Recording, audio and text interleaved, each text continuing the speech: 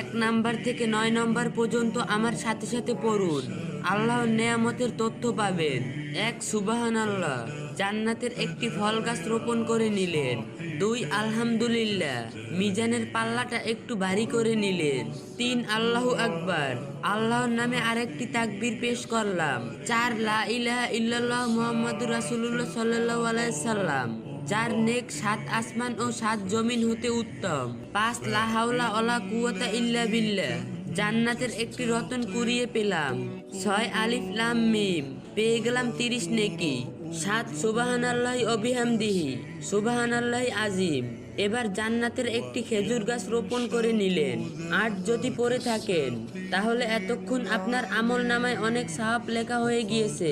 9 আমি নিশ্চিত আপনি এখন মুস্কি মুস্কি হাসছেন। তারপর মুস্কি যখন হাসলেন তখন কমেন্ট বক্সে একবার আলহামদুলিল্লাহ বলবেন না। ভিডিওটি আপনার ফ্রেন্ডের সাথে শেয়ার অথবা মেনশন করুন। আপনার শেয়ার করাতে তারাও যদি কিছু সওয়াব পান তাহলে ক্ষতি কি? আর যে যা পারেন কপি লিংক করে দিয়েন।